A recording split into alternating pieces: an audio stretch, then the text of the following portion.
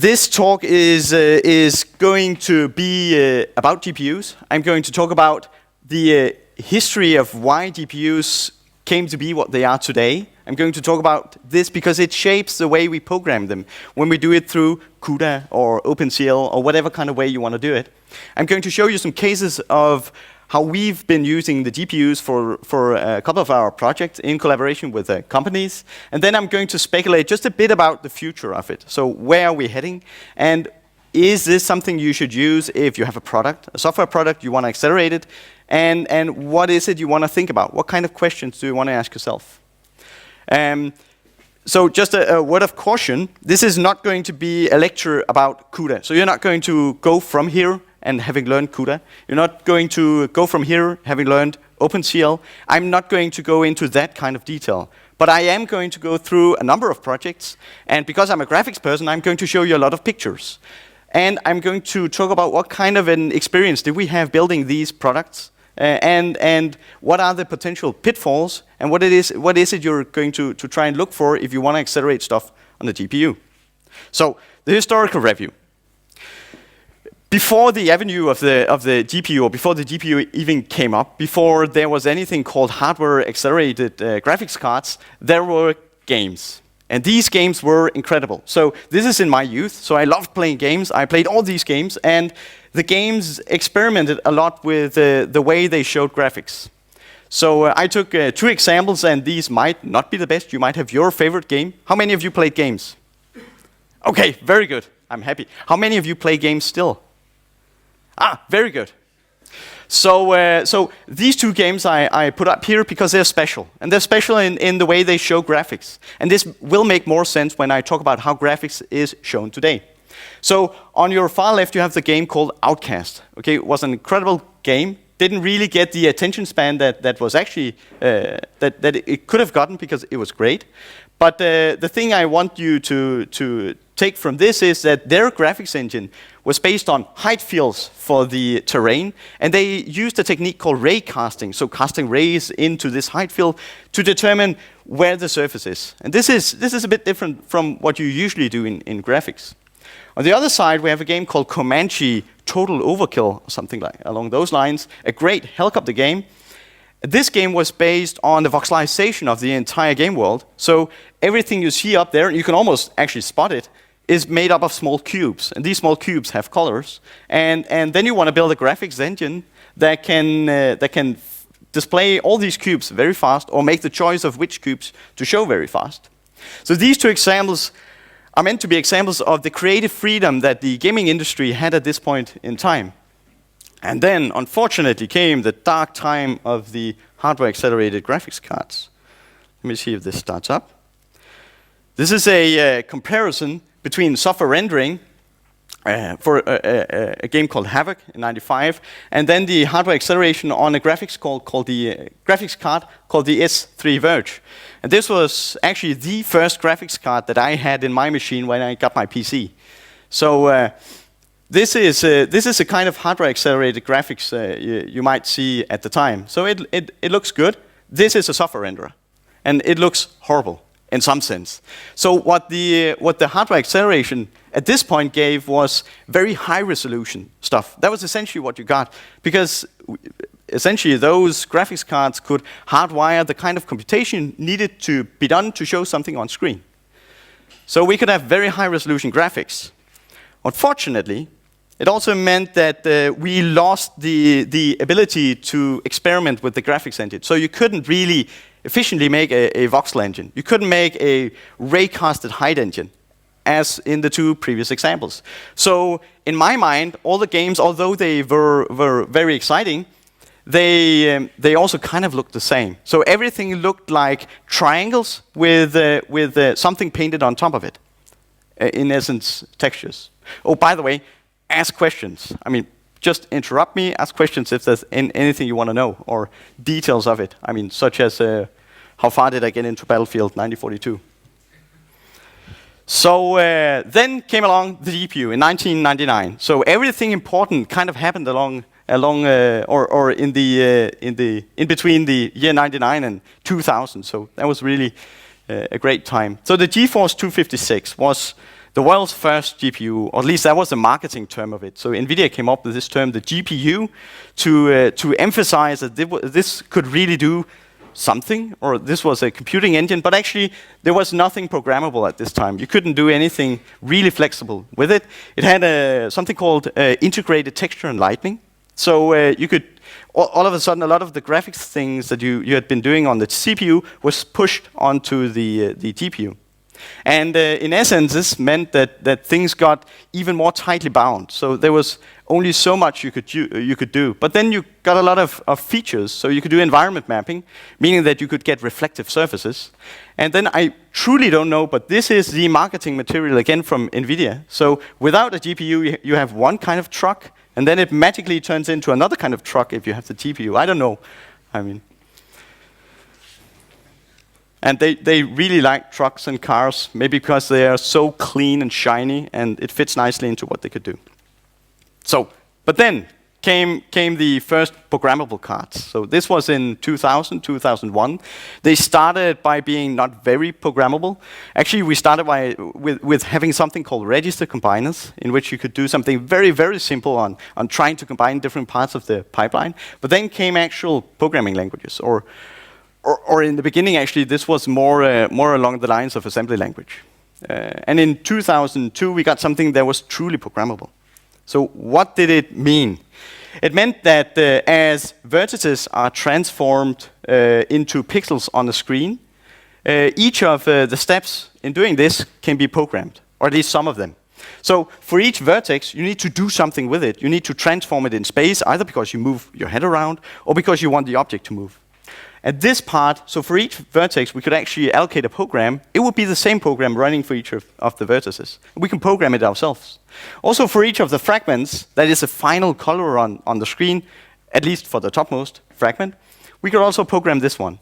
Again, in an assembly kind of language. I have here an example of kind of for you to get the feel of it. So it was quite fun. Because this is something you cannot see from this, but there were a lot of limitations of what you could do. And I mean, for those of you who kind of love that feeling of working with it within tight boundaries, there were a lot of tight boundaries here, and that was really fun. So actually, I was one of the guys who thought that it was kind of sad when we got the high-level languages, because all of a sudden you could do anything, and anyone could do anything. But then again, I'm going to talk positively about this in just a few moments. So having the power of doing fully programmable parts of the graphics pipeline meant that you could do magnificent 3D graphics effects. So this is one particular demo. I didn't bring a video, unfortunately, but just for you to get a picture of a nice lady who can all of a sudden be shown in great amount of detail, because we have the programmable parts of the vertex pipeline and the fragment programs. And this means that we can get accurate details in the way she moves, the way she's skinned, and also the appearance of the skin.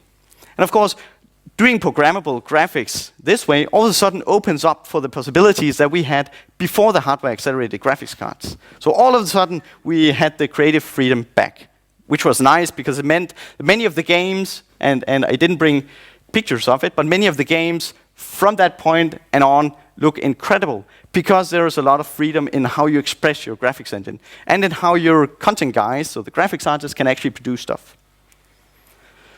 So there are, of course, a lot of books. There are a couple of high-level languages that came along this period. So 2002 and 2004, you got various versions of high-level shading languages. So CG, HL, SL are more or less the same. NVIDIA and Microsoft cooperated on these. And also there is what you can call a more widely, or possibly more widely adopted version of this called GLSL, which is a Kronos standard. They're the standardization government for OpenCL stuff. So you got high-level languages. So all of a sudden you could write things that were much easier to both read and write. So things could all of a sudden be very simple if you just wanted to do the multiplication of matrices and something coming in. Today, the graphics pipeline is very programmable, in the sense that there are various elements in what is the graphics pipeline is programmable. So you can have programmable vertex shading, fragment shading, but also stuff that has to do with how you can tessellate stuff, and a geometry shader. And you can pass different information through the system and back into the pipeline again to work on it in an iterative manner. You can have offline memory that you can work on, not show, and then use as some kind of temporary storage. And it seems to be getting more and more general. Before jumping into what you can use these programmable graphics cards for in general, I'm going to show you some examples of what you can use them for, or what they're meant to be used for initially. So these are some of our projects. So we work together with Lego to help them get from the 3.0 to the 4.0 version of what's called Lego Digital Designer. In Lego Digital Designer, you can construct Lego models digitally. It's a piece of software that's freely available. And then when you've designed your entire piece or your entire model, you can press on the buy button, and then Lego will take all your money and give you a 3D model that you can assemble at home. This was a great project because I could play with Lego. And of course we had to have real Lego bricks, and of course I had to choose the biggest one of them all. So this was fun. The Taj Mahal took about a week to build, using an hour or two each evening. So this was Lego Digital Designer. This is kind of your standard 3D graphics. There's nothing fancy about it. It's just a basic lighting of very soft surfaces. There's no texture or anything on it. This was kind of the look that Lego wanted at this point in time. But then again, if you want to build with Lego bricks, it's something that is normally very tactile. It's something you have in your hands. It's something you feel. You feel the bricks when they click together, and you also know where you can put different bricks because of what they feel like or because of what you see. Having things on screen leaves a lot to be wanted. So there are a lot of things I cannot see because I'm blind on the one eye. Also, there are no indication of what is close by. There are no shadows. There's no kind of reflections of things. So it's very difficult to see anything. So we helped Lego do this. So I hope you can see the difference beyond the fact that it's darker. So we put in a lot of shadows, soft shadows, just to emphasize the fact that things are closer by or are further away from each other. We also put in reflections down here, for example, or we put in the darker shadows up along the tree. In essence, what we calculated and put on top of what they already had was this image. So this image is a lot of shadow, and it is a lot of green and red, which is just the reflection of stuff. Now, in order to calculate this, we actually need the possibility of doing programmable graphics. Because if you want to simulate this accurately, and I'm going to talk about that in a moment, it's something that takes a lot of time. It's something that's difficult to do. So instead, we cheat. So what we actually do here is to make a height map of the screen. So we have the height of each pixel. And then for each picture, you try and ask for the neighboring pixels. Okay, so am I in a crease? Am I deep down in some pocket? In that case, I want shadow. Am I on top of something? Am I on a ridge? In that case, I want a highlight. And the same goes for the color reflections. Okay, am I nearby some kind of red surface? Then I should be red. Am I nearby something that's green? Then okay, I should be green. So the only thing I actually need here is for each pixel program to be able to read what is the color value of anything else that's around it, and what's the height value of anything that's around it.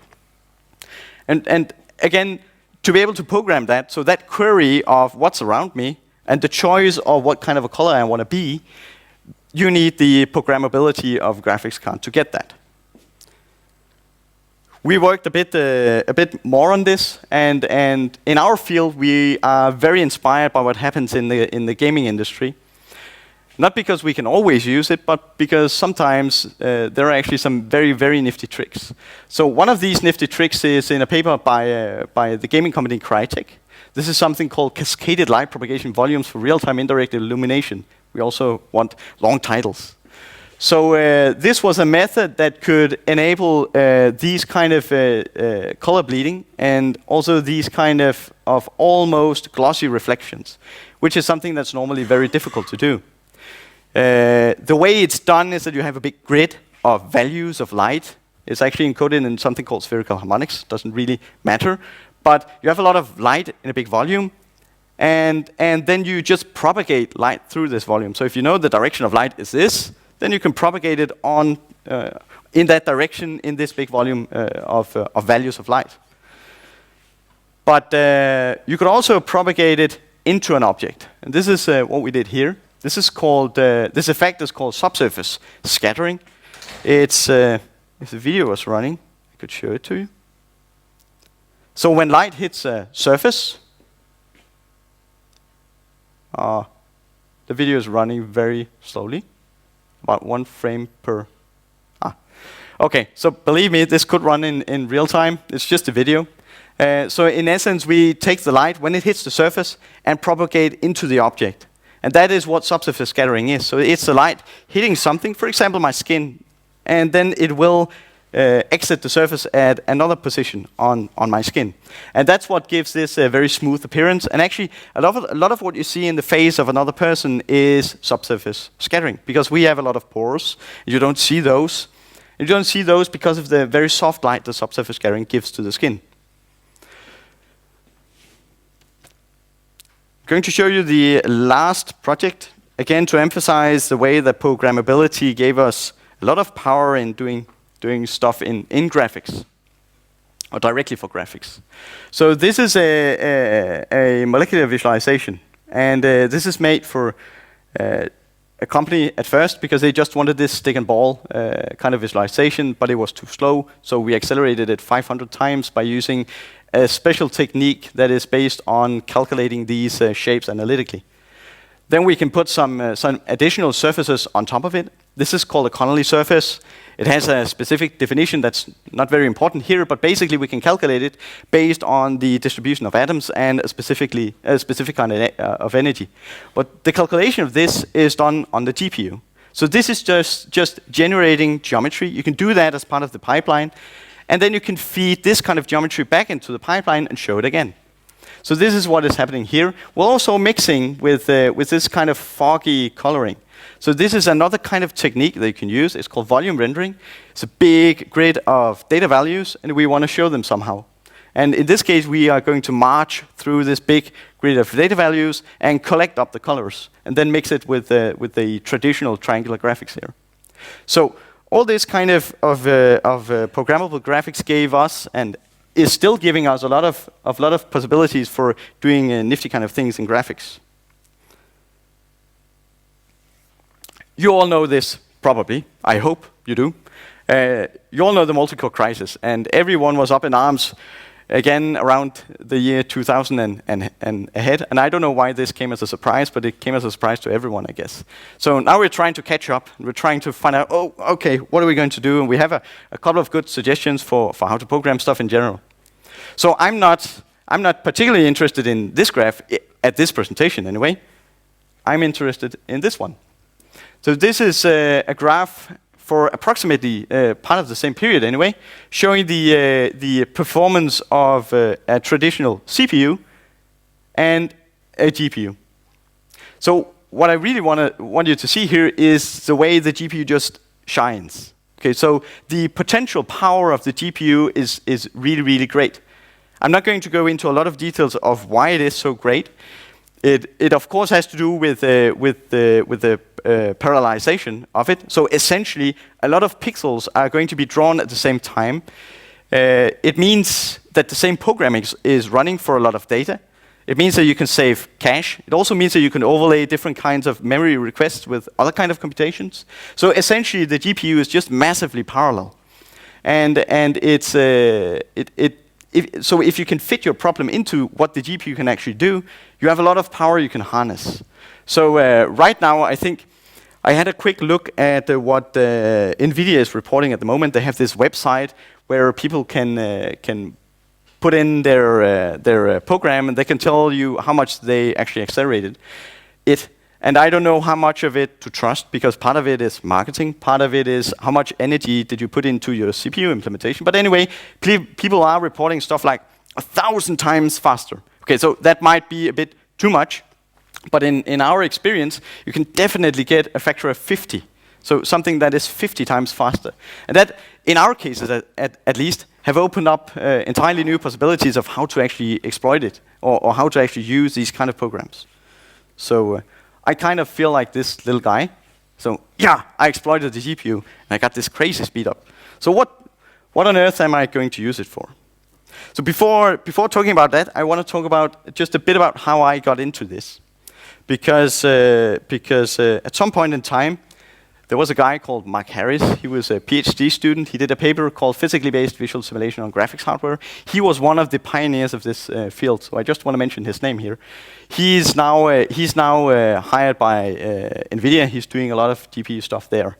So they reported this crazy 25 times speed up. And this was at a very early period of doing GPU computation.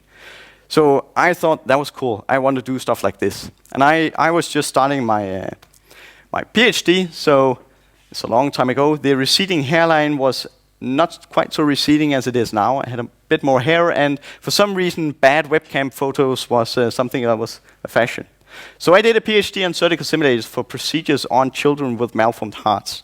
It meant that I went into the operating theater, saw a lot of very exciting stuff, learned to actually cooperate with different kinds of people from different kinds of fields. But it also meant that I got to do a program that could actually do this kind of surgical simulation. So this is a video showing you parts of the final results of it, I hope.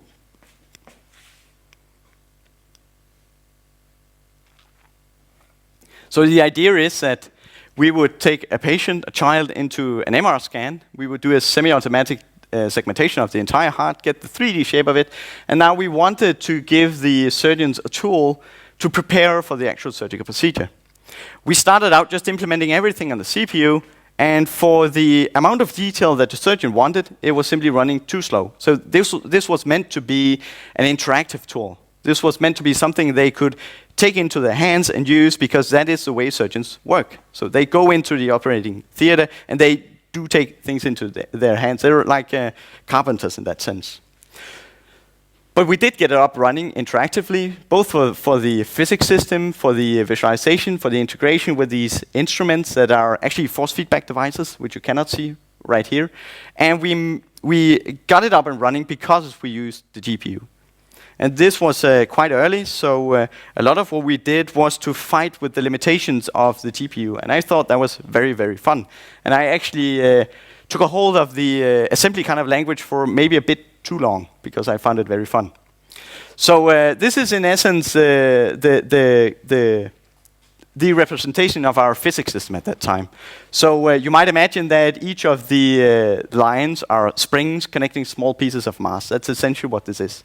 Meaning that you want some kind of local memory access to know where are the particles that I'm connected to right now, and what does it mean for me? I mean, how much should I move towards anyone else? So we had to fight a lot with the way you can actually represent data at the GPU at this point in time. So we still had, this was around the time when we got the CG language. So we could program high-level stuff, but we still needed to map everything to the way the graphics card works. And this is one of the at this point in time, major pitfalls of doing GPU. Because doing GPU meant that you needed to know a lot about graphics, and you needed to know a lot about how to lay out things in memory, how to, and this small drawing down here you'll probably never ever see again, because we were fighting with a problem that's simply not there anymore. So there, at this point in time, there was a distinction between what was called independent and dependent vertex lookups. It meant that if we, from a previous stage in the pipeline, could give an addressing format to a step in the pipeline that would come after it, and get it interpolated, so just linearly interpolated, we would get a speed up. Okay, so that is not something you normally think about. How should I use some kind of interpolator to interpolate memory addresses? Okay, that's not a feature you normally have in CPU programming. And unfortunately, I mean, it's not something you will ever have to do today. So those kind of smart tricks are just invalid. And that's actually true for a lot of the research that was published at this time. That a lot of the tips and tricks are just simply invalid today, so because the hardware changed. I'm so glad I did something in heart surgical simulation because I can still show the simulator and say, oh, I've done something with hearts. I really put my heart into it. This is just another image of what we did with the heart simulator and how it laid out in graphics. The reason this is still kind of important today, I'm going to re-emphasize this point later on, is that because of the difficulties of doing something in CUDA or in OpenCL, sometimes you actually want to do it in graphics or through the graphics API still. Because the graphics API, specifically OpenGL and DirectX, are widely supported. So it's very standardized what kind of a system you have, what is the capabilities of it, and you know that if I have a DirectX 11 something card, then it is going to run the specific version of the shader I need. And that is something that's actually a bit more difficult when it comes to the very high-level languages such as CUDA and OpenCL that we're going to come back to in a moment. So at this point in time, you might say, I don't like graphics. You might not like graphics because it's not pretty. In that case, I want to show you some more pictures, just to make you feel that images are pretty. But there are a lot of reasons not to like the graphics API. So the very limited memory capabilities of just working with textures is just irritating, to say the least. You have some severe limitations on the shaders. You have a lack of doing integer or bitwise operations, at least at this point in time. Also, the communication between pixels was non-existing, or at least direct communication was non-existing. And you don't have the option to write anywhere you wanted to in memory. Actually, the place you wanted to write to was pre-allocated by the pixel number you had. And that was a very, very severe limitation in the way you needed to program stuff. So the last one, the no scatter operation, that's what we call it when we can write anywhere we want. That is actually one of the, in my mind, one of the biggest things that came up with some of the more modern languages. So we can program graphics without the graphics API, which is great. There was a lot of early academic work, of course. The Brook GPU did not in its original form become CUDA, but many of the guys working on the Brook GPU came into the CUDA work by NVIDIA. But actually the guys who started it, or kind of started it, was ATI with what they call close to the metal. So I was at the session where they introduced this close to the metal, and it felt like this big epiphany of, we can do anything we want now. We can get access to the actual hardware, because behind the graphics API, you also feel kind of handicapped that you don't have direct access to what is actually happening underneath. But ATI gave us complete access to what is happening underneath. Unfortunately, they just gave us pure access to it. They didn't bring along any nice tools. They didn't specifically come along with a high-level language for doing anything. So it kind of felt as if they knew that NVIDIA were working on CUDA, and they wanted to be the first ones to get this out. So this close to the metal kind of way of doing it is not something you do today. Then NVIDIA came out with CUDA, and probably many of you have heard about CUDA, and I'm going to talk just a very little bit about it, as in it is this high-level language that is not attached to the graphics API, and you can program your GPUs, and you can harness this massively parallel kind of workload. And OpenCL came out in 2008. It's essentially the same as CUDA, but they try to make it run on a lot of more platforms. So it's governed by Kronos again, and then each of the chip fabricants, such as Intel, AMD, NVIDIA, they produce their own compilers for it. So CUDA stands for this Compute Unified Device Architecture. So it's something that runs on all the NVIDIA cards. And that is the most limiting factor of it right now, just to say it, and I'm going to say it again. It runs great. It's relatively easy to program. It looks kind of like C. You have to get used to some kind of parallel structure to initialize your computation. But it's relatively easy to do, and you get a big speed up. But it only runs on NVIDIA graphics cards, which is unfortunate, to say the least, if you have a product that is meant to run on the consumer's machine, because they might not have an NVIDIA graphics card. It works in the way that you have this abstraction called a kernel, and a kernel is just an execution of a huge number of threads. Each of these threads, if you come from a CPU way of thinking, are extremely lightweight.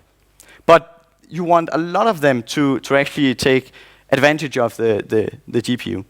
And in essence, you want to have one computation and a lot of data going through this computation. So that's what I call SIMD, but mostly because it's kind of different if you want to go into the details of it. The way the computations are arranged is that you have a grid of blocks, of threads, and the threads are what are going to do the actual computation. So the reason they actually divide it into this block is that there are differences in the way that you can synchronize stuff. There are differences in the way that you can manage memory and communicate. And I am not going to go into details on this. So this is not a CUDA tutorial session. This is a I want to inspire you with some projects and what can we actually do session.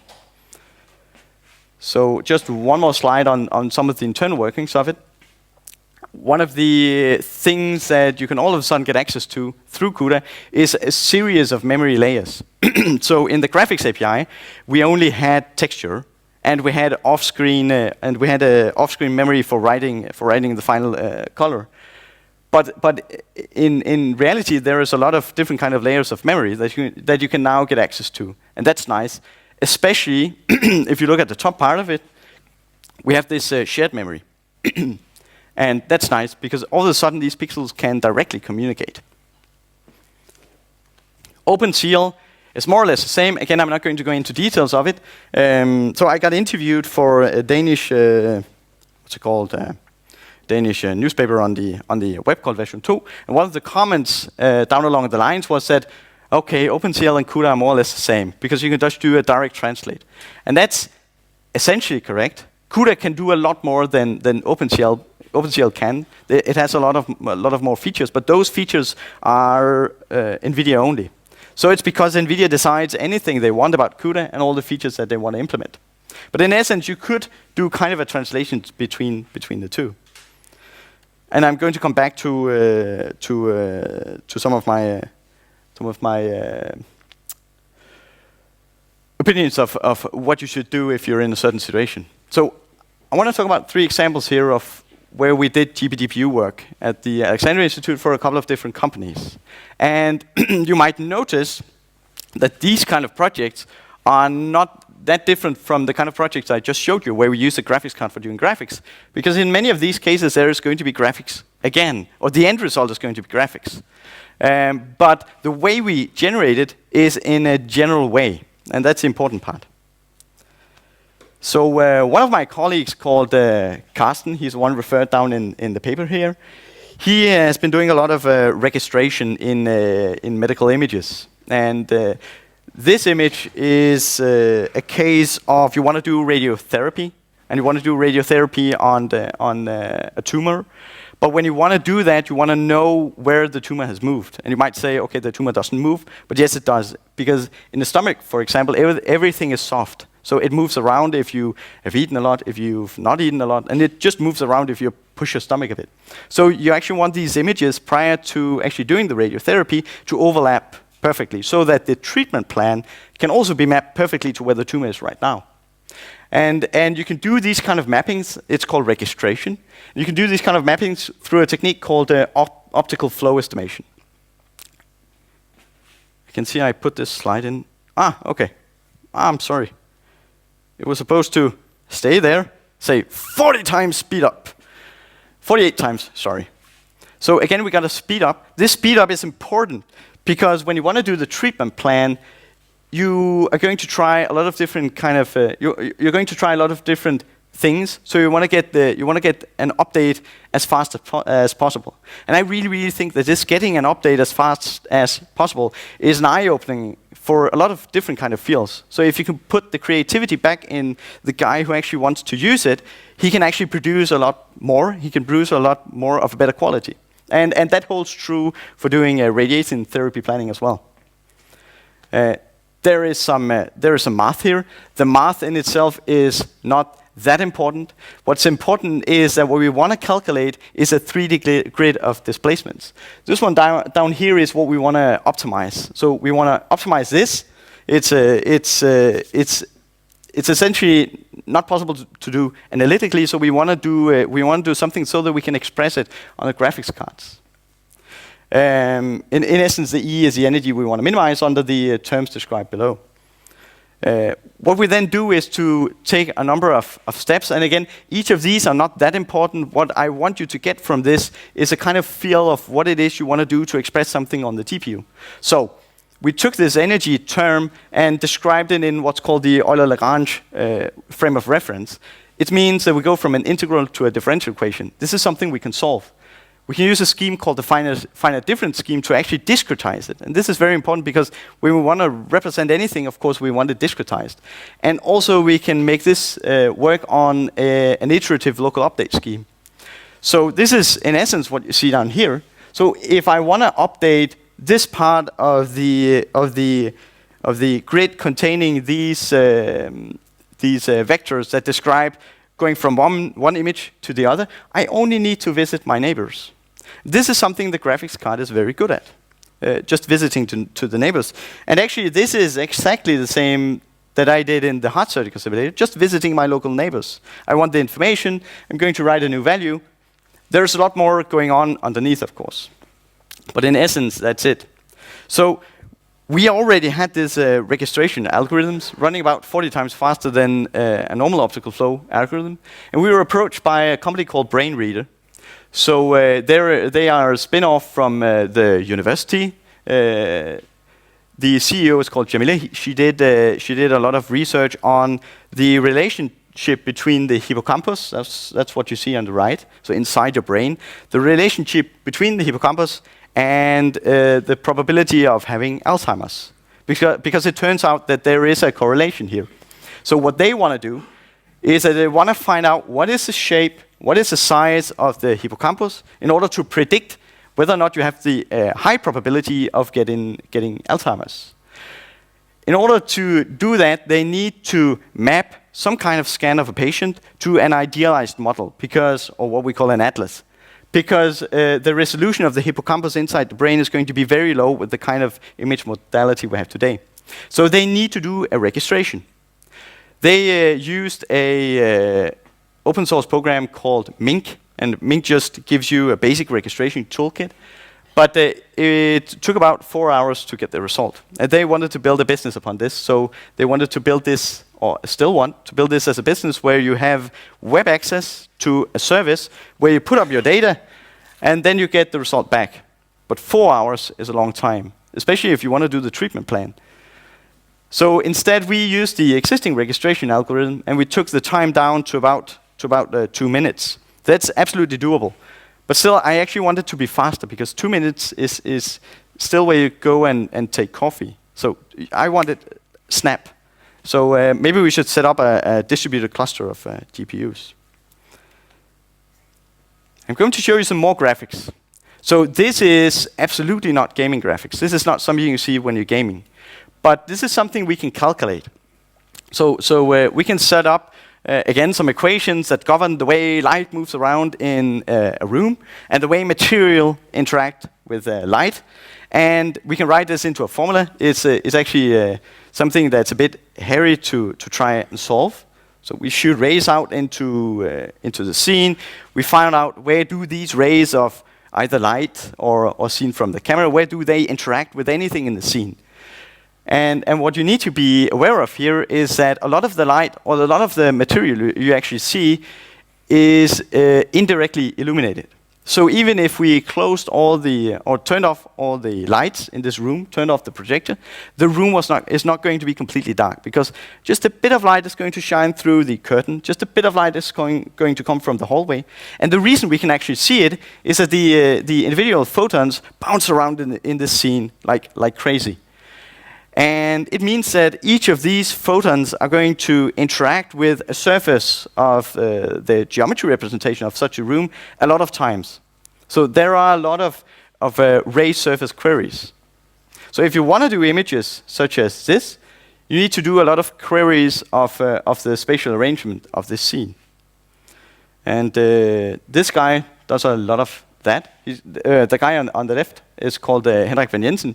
He's in our field at least, a famous Danish guy because he did a lot of the techniques for the skin rendering in Gollum, and also participated in the skin rendering of the Avatar movies. So he's kind of a graphics hero. He has a company called Luxion together with his brother. They're actually located here in Aarhus, and also in California, where Henrik is living at the moment. And they do a product called Keyshot. So Keyshot delivers a lot of beautiful images, and you can interact with these very, very beautiful images interactively. And you can choose different kind of materials, and it's kind of, I've heard Henrik say that it's kind of an iPod for rendering. But beneath this is a spatial data structure, because we want to do a lot of queries between rays of light and geometry. And in essence, you don't want to run through all the elementary primitives, usually triangles, and ask for each of them, okay, so do I intersect you, do I intersect you, do I intersect you? You probably all know this. You want to do some kind of tree structure where you can sort big parts of it away. And one kind of example of this is a bounding volume hierarchy. In essence, if I'm pointing my finger here, and I have a tree representation, I can see from the way B and C are divided, or if I want to point at this, that I don't need to check up on all the primitives over here. I can just check up on what is inside C. And that's a basic idea of spatial data structures. This has been done a lot for what is called ray tracing, so doing these kind of images. But the thing that's not been done a lot is to try and do it interactively. And the reason we want to do it interactively is because, I mean, things move around. And again, to give the biggest amount of power to the guys who actually need to create something, either because they want to create an image, or because they want to create a marvelous movie such as Avatar, you want to give them as much creative power as possible. So you want things to run fast, and you also want this spatial acceleration structure to be able to rebuild fast. Now, if you're not within the or if you don't love graphics, you can think about this as something that has to do with a GPS location. Or I want to query who is nearby me. Or I want to do a propagation of sound. Or I want to have a building information modeling system, and I want to know what is nearby me. Or I want to know which services are nearby me if I have location. So all of these things need a query of some sort. Now, we did some study on this, these kind of acceleration structures where you can rebuild things fast. And it's based on a series of papers from a conference called High Performance Graphics. Actually, the subsurface scattering algorithm that we came up with was also published at this conference. So it started out with something called hierarchical LBVH construction for real-time ray tracing of dynamic scenes. And this guy called Pantaleone came up with the specific idea. And it's based on another idea called the space filling curve, or a space filling curve called the Molten Sequence. How many of you know the Molten Sequence? Oh, just a couple of you. You should all know it. It's marvelous. I think it's great because it's a way of filling your space with a curve that goes through all the cells of your space, and you can just follow it from one end to the other. It's also a way of sorting things in space along one curve. And in essence, it's these C-shapes that can be repeated, if you look on the far right up top, that are repeated again and again and again for various levels of this Molten Sequence. The way you construct it is also very, very nice, because if you just take your y and x component of, or x and y component of any coordinate, if you then interleave the bits, just interleave them, then you're going to get the Molten number. That's kind of magic, and probably you'll need to sit down and look at the screen and convince yourself that this is correct, but that's essentially the way it works. Then what you do is that you sort your primitives. So you sort along the Molten Sequence. Now, what you want to notice is that each time you shift into another part of this quadrant, you shift part of the bits as well. So I can distinguish things on top of this line and on the bottom of this line by looking at the first bit. And we can do this consecutively for different kind of levels of this Molten Sequence. So if I go back and look at my very simple example, so I have some primitives numbered 0 to 9, and they have a Molten sequence or a Molten number each of them, then I can look at where is the first one, and that's going to be the first splitting in my acceleration structure. And I can go down and down for the next level in this Molten sequence and look at where do they split as well. And this is the basis for an algorithm in which you want to build parts of the tree as you go along. Now, I've both used a lot of time. I can see I have about 1 minute left, so I'm going to skip a couple of slides. But also I want to show you this one, that when we read this paper, all the hard things in it were left to the reader as an example. So there was pseudocode, and you probably know this if you read academic papers ever, that a lot of the detail is missing, and a lot of the detail was missing here. So we didn't have a debugger, we didn't have any source code from the author. Each time we got a segmentation fault, we got a full reboot of the system. So that was the kind of way you worked with the CUDA at that time. And then we wrote to a guy called Kirill Karanza. So he did the second version of this one, and he essentially said to us that, wow, did you implement it? I didn't. I just made something that was faster and simpler. Okay. So he did make something that was faster and simpler. Some of the things you want to think about when you go ahead and you want to choose, okay, so I want to do something in OpenCL, I want to do something in CUDA, I want to do something with the graphics API. You want to think about, you want, of course, to think about some things. And these might be, I mean, very simple, or you might want to go into some more details of it. So essentially, if you want to use any of these technologies, you need to port your code. And you can use what was presented in the last session, or you can code for one of the things that are out there now, OpenCL, CUDA, or something. But you really want to think about performance, because in our experience, so we also tried to take some CUDA code and then convert it into some OpenCL code. We also took some OpenCL code from some of the main vendors and tried to compile it for some of the different vendors.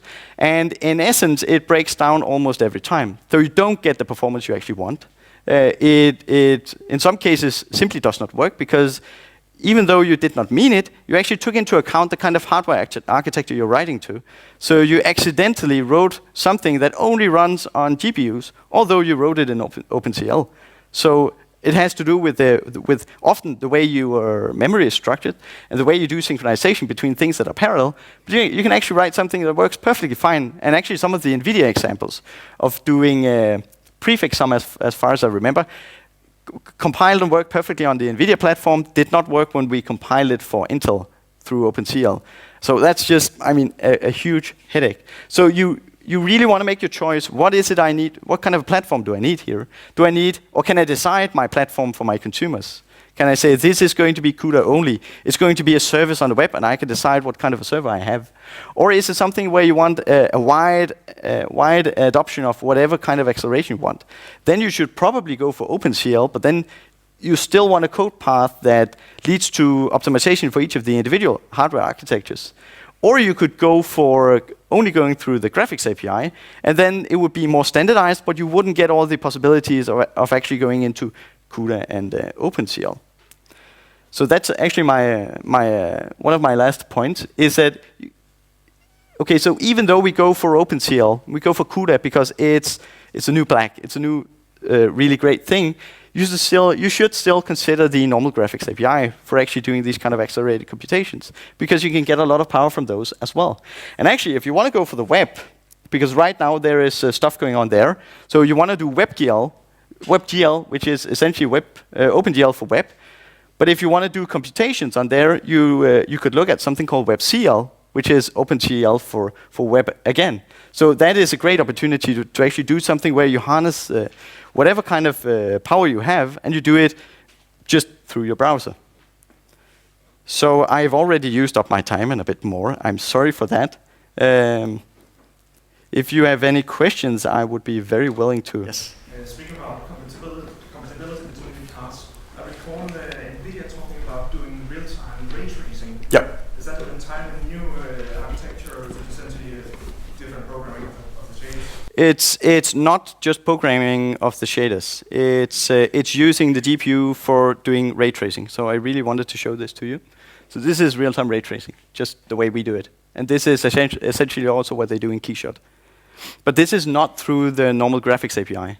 This is utilizing the graphics card as something other than a graphics card, but for graphics. And But still the same, the same type of card. still the same type of card, yeah. So NVIDIA is offering something called optics, for example.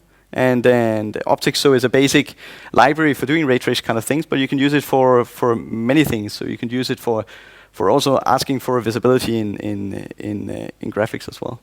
You actually used it for Lego Universe with Lego. I really wanted to show you that, but You talked about wanting that 2 minutes time down. Isn't that just a matter of waiting a bit, then you have a double, twice as fast? sometimes yes, but it depends on the way you parallelize. Actually, many of the algorithms that are parallelized today might not actually scale that good with the number of cores that are going to be available. So one of the last parts of this spatial acceleration structure that, again, I didn't get into, they actually push toward maximizing the number of concurrent things that, or parallel things that are going to run, because that is going to be an issue. So, I mean, right now you need to think about thousands of things that run at the same time, but that curve is just going to go up. So if, for example, you try to parallelize something in a tree structure where you go through the first leaves first, then you have a very, very little occupancy of your parallel processors at first. So some algorithms just scale poorly, even though they scale to thousands of processors at the moment. Can you give some non-graphic examples? Of what you can use it for? So I know of course, there has been done a lot on pure math. So just, matrix computations, because that's something you could definitely use for as a basic part of your computations. Most of what we've been doing is always graphics related, and the way I would always present stuff is that there is some kind of visualization I can put on top of it. So on top of my mind, I don't know, they've been doing stock, calculations that have to do with the value of a stock. And they've still been doing this on the GPU, because when you want to do very, very quick, I forgot the English word for it, if you want to do very quick stock calculations to buy and sell stocks within very small amounts of time, then what matters is latency. So you want your data server or your data center to be close to where you get the information, but you also want to be quick. And the GPUs are essentially very, very quick. So it has been done with trying to, cryptographic attacks. Thank you so much.